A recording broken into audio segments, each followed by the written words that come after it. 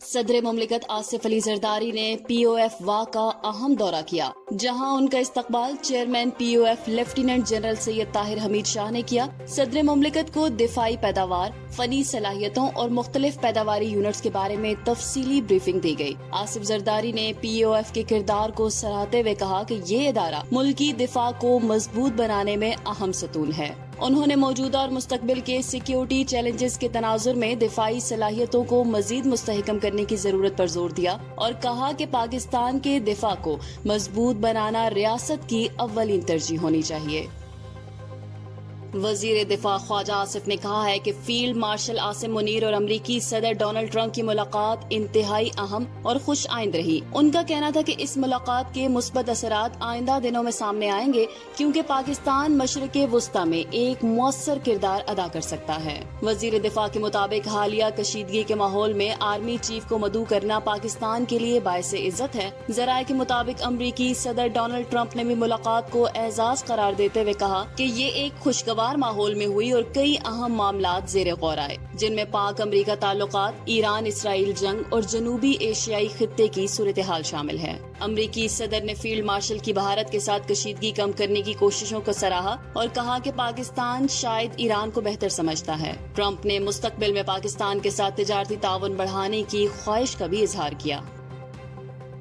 ایران اور اسرائیل کے درمیان بڑھتی ہوئی کشیدگی کے پیش نظر اقوام متحدہ کی سلامتی کونسل نے جمعے کو ہنگامی اجلاس طلب کر لیا ہے۔ اجلاس نیو یارک کے مقامی وقت کے مطابق صبح 10 بجے منعقد ہوگا، جس میں خطے کی بگڑتی ہوئی صورتحال پر غور کیا جائے گا۔ یہ اجلاس ایران کی درخواست پر بلایا گیا ہے، جس میں موقف اختیار کیا گیا ہے کہ صورتحال انتہائی خطرناک ہو چکی ہے اور اس میں امریکہ کی شمولیت کے ناقابل تردید شواہد موجود ہیں۔ ایران کے مطابق اس کے حملے دفاعی نوعیت کے تھے، جبکہ امریکہ کی طرف سے اسرائیل کی غیر مشروط حمایت عالمی امن کے لیے خطرہ بن چکی ہے۔ ایران کو اس اجلاس کے لیے روس، چین، پاکستان اور الجزائر کی حمایت حاصل ہے۔ سفارتی ذرائع کے مطابق سلامتی کونسل کے اجلاس میں ایران، اسرائیل اور امریکہ کے کردار پر تفصیلی بات چیت ہوگی۔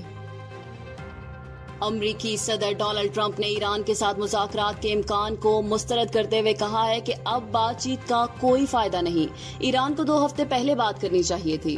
میڈیا سے گفتگو کرتے ہوئے صدر ٹرمپ نے انکشاف کیا کہ ایران نے مذاکرات کے لیے رابطہ کیا تھا، لیکن انہوں نے واضح کر دیا کہ اب بہت دیر ہو چکی ہے اور ایران کو مشکلات کا سامنا کرنا پڑے گا۔ ٹرمپ نے کہا کہ ایران نے بہت تاخیر سے رجوع کیا، جبکہ بات چیت کے دروازے پہلے ہی بند ہو چکے ہیں۔ انہوں نے ایران کو ایک آخری الٹیمیٹم بھی دے دیا ہے اور اندیہ دیا ہے کہ امریکہ فوجی مداخلت پر غور کر رہا ہے۔ واضح رہے کہ صدر ٹرمپ کینیڈا میں G7 اجلاس ادھورا چھوڑ کر امریکہ واپس آئے تھے اور قومی سلامتی کی میٹنگ بھی طلب کی تھی، تاکہ اسرائیل کی جانب سے ایران کے جوہری مراکز پر حملوں کے لیے ممکنہ امریکی تعاون پر غور کیا جا سکے۔ ایران نے امریکی صدر ڈونلڈ ٹرمپ کے اس دعوے کو سختی سے مسترد کر دیا ہے کہ تہران نے وائٹ ہاؤس میں بات چیت کی درخواست کی تھی۔ اقوام متحدہ میں ایرانی مشن نے اس بیان کو صریح جھوٹ قرار دیتے ہوئے کہا کہ نہ پہلے کبھی اور نہ اب ایران نے وائٹ ہاؤس کے دروازے پر جا کر گڑگڑانے کی کوئی کوشش کی۔ ایرانی مشن نے صدر ٹرمپ کی جانب سے سپریم لیڈر کو قتل کرنے کی دھمکی کو قابل نفرت اور ناقابل قبول قرار دیا اور کہا کہ ایران ہر دھمکی کا بھرپور اور مؤثر جواب دے گا۔